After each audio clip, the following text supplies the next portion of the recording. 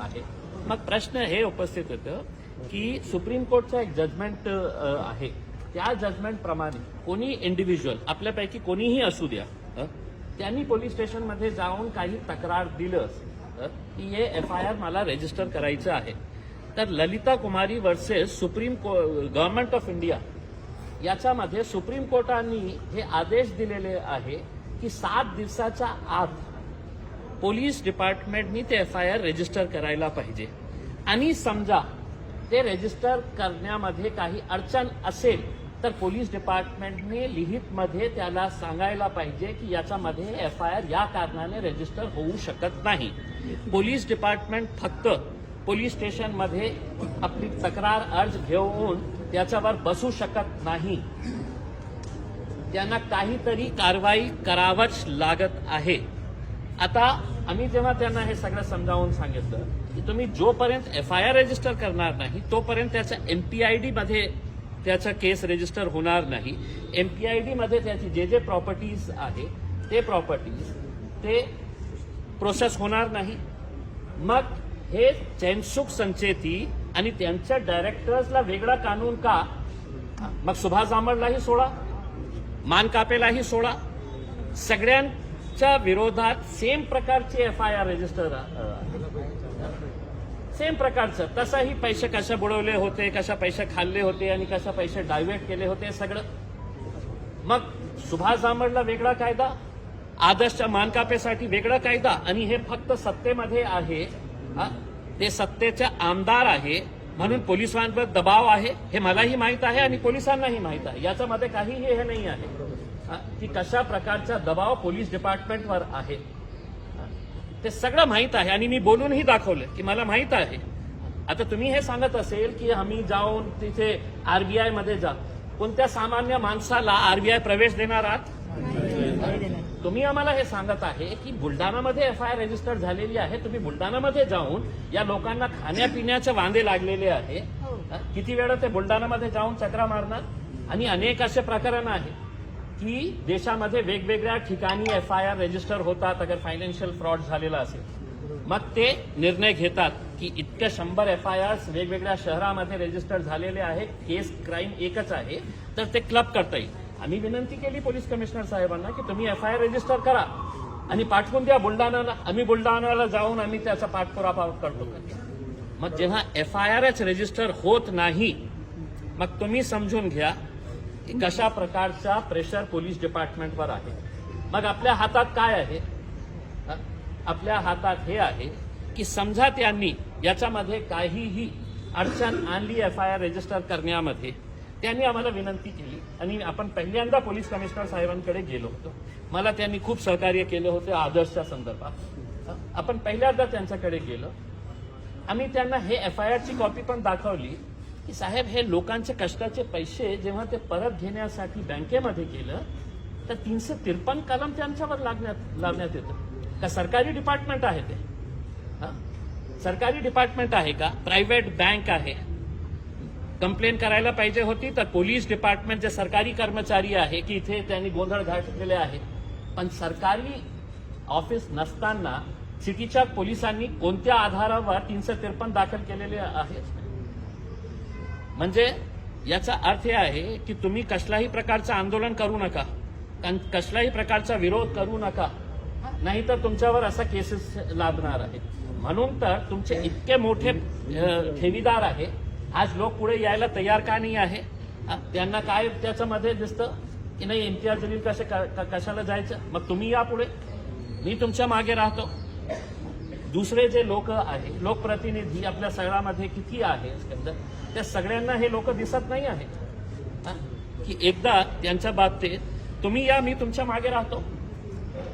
पण हेही नाही करायचं कारण तुमचा फक्त सत्ताधारी खूप मोठा पैसेवाला माणूस आहे ते चैनसुख संचेती, मग पैसे देणार नाही असेल तर आम्ही पोलीस कमिशनरांना सांगितलं की साहेब ठीक आहे, आम्ही पहिल्यांदा तुमच्याकडे आले।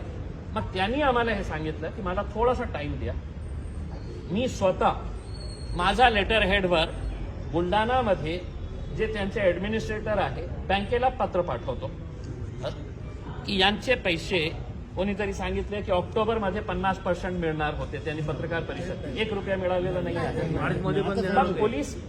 मग पोलीस कमिशनरांना आपण एक 4 दिवसाचा टाइम देऊ की तुम्ही पत्र जे पाठवणार आहे त्याचं प्रत आम्हालाही द्या. त्याचा पाठपुरावा मी स्वतः आणि आपण सगळं एकदा बुलढाण्याला जाऊन येऊ, मलकापूरला बघू किती मोठे मोठे लोक आहेत तिथे. गोरगरिबांपेक्षा कोणीही मोठं नाही आहे. हे देश गोरगरिबांमुळे चालतं. असे तेनसुख संचेती सारखे आणि पोलीस डिपार्टमेंटमध्ये असे लोक खूप कमी आहेत. आपण आपली ताकद दाखवली. आणि एक दुसरा सगळ्यात मोठा आपल्याकडे जे हत्यार आहे, आता सगळ्या ठेवीदारांनी उद्याच्या उद्या आपल्या जे पोलीस स्टेशन्स आहे त्या पोलीस स्टेशनमध्ये जाऊन आपल्या स्वतःची तक्रार नोंदवा. काय तक्रार की मी इतके पैसे जमा केले होते, या बँकेमध्ये जमा केले होते आणि मला पैसा ते मिळत नाही, ते बँक मला हे करे, त्या बाबतीत तुम्ही FIR रजिस्टर करा. फक्त तुम्हाला ते करणार नाही, फक्त तुम्ही हे करा. उद्या का म्हणतो मी की 4 दिवस पोलीस कमिशनरला आपण देऊ पत्र लिहिण्यासाठी. आणि हे ललिता कुमारीचं जे केस आहे ज्याच्यामध्ये सुप्रीम कोर्टाने सांगितलेले आहे की 7 दिवसाच्या आतमध्ये पोलिसांनी आपल्या तक्रारच्या बाबतीत FIR रजिस्टर करायला पाहिजे. तर आपण समजा 100 लोकांनी ते तक्रार दिले पोलीस स्टेशन्सला की आम्ही ठेवीदार आहे, तुम्ही आमचं फक्त तक्रार घ्या, FIR करायचं नाही करायचं ते इम्तियाज जलील करून आणतील. तर हे तक्रार तुम्ही दिली सगळ्यांनी, तर आपल्याकडे ते सगळं तक्रार आपण घेऊन मी सुप्रीम कोर्टाचा एक मोठा लॉयर लावू. आपण सुप्रीम कोर्टाचा लॉयर लावून आपण सुप्रीम कोर्टामध्ये जाऊ की साहेब तुमचा Lalita Kumari versus government of महाराष्ट्राचं जे जजमेंट आहे, 100 पानाचं ते जजमेंट आहे, त्या जजमेंट प्रमाणे हे पोलीस इकडची FIR रजिस्टर करत नाही करते. मग बघा ते कसं FIR रजिस्टर करते. तर आपण इतकं 2 वर्ष थांबलेले आहे. मला असं वाटतं की जितके ठेवीदार आहेत त्यांच्यामध्ये विश्वास निर्माण करा की आपण लढाई आपली सही रीतीने आपण लढलो तर तुमचे पैसे मिळणार आहे. 200 ठेवीदार आहे आणि फक्त 50 लोकांना हे सांगण्यात येईल की नाही तुम्ही जाओ तुम लढो करके उसके अंदर. तर पैसे जेव्हा मिळतील आम्ही हे मागणी करू की जे लोक आंदोलन करत आहे, जे लोक पोलीस कमिशनरमध्ये येत आहे, जे लोक जेव्हा आपल्याला आंदोलन करायची वेळ येणार आहे तर त्यावेळी सुद्धा पैसे जेव्हा मिळतील तर हेच लोकांना पहिले मिळतील. तुम्ही घरात बसा. आणि दुसरा तुमची तयारी ठेवा. जेव्हा कधी मुख्यमंत्री साहेब या शहरामध्ये येत असतील तर तयारी ठेवा. आम्ही तुम्हाला हाक दिली की चलायचं आहे आपल्याला. मुख्यमंत्र्यांना प्रश्न विचारू किंवा मोठे मोठे मंत्री आले तर त्यांना प्रश्न विचारू की याच्या बाबतीत आपण काय निर्णय घेणार आहे. आता 2 वर्ष तुम्ही ज्या प्रकारे आतापर्यंत लढत आलेलो आहोत त्याच प्रकारे तुम्ही लढत राहणार असेल तर अजून 10 वर्ष तुमचा पैसा मिळणार की आयुष्यभर तुमचा पैसा मिळणार नाही. ज्यांना जे भाषा करते त्या भाषामध्ये तुम्हाला बोलावंच लागणार आहे. ते करण्याची आवश्यकता आहे. आता आपण सुरुवात केलेली आहे. आपण निवेदन दिलेलं आहे पोलीस कमिशनर साहेबांना. या निवेदनची प्रत मी आपल्यालाही पाठवत आहे. आणि कृपा करू थोडा वेळ करा. उद्या पोलीस स्टेशनमध्ये जाऊन फक्त इन्व्हर्ट करून घ्या आणि ते सगळे इन्व्हर्टचे प्रत जे आहे ते माझ्या ऑफिसला आणून द्या.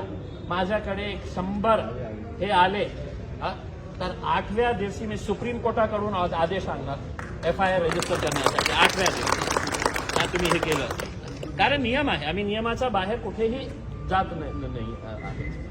आणि मला आदर्शमुळे इतकं मी लॉयर झालेला आहे, इतकं या लोकांनी मला शिकवलेले आहे. पण अशा इतना अंधा राज नहीं हो सकता है. इतना अंधा राज नहीं हो सकता है. सिर्फ गरीब है हमारे को अंदर आने नहीं दे रहे हैं तो हम कुछ भी करेंगे करके उसमें. अगर गरीबों की ताकत ही देखने का है तो फिर हम वो ताकत भी दिखाने के लिए तैयार हैं. रोड पे अगर आना है तो हम रोड के ऊपर भी आने के लिए तैयार है, लड़ने के लिए भी तैयार है उसमें, बशर्ते तकलीफ आपको हुई है आप बोलेंगे कि घर पे बैठो, मैं घर पे बैठे रहूंगा और इम्तियाज जलील लड़ेगा, तो ऐसा नहीं है। मैं आपके कंधे से कंधा लगाकर साथ में खड़े रहूंगा। आप लोगों को भी लड़ने के लिए निकलना पड़ेगा। ठीक है, खूब खूब धन्यवाद। हमारे साथ में हमारे साथ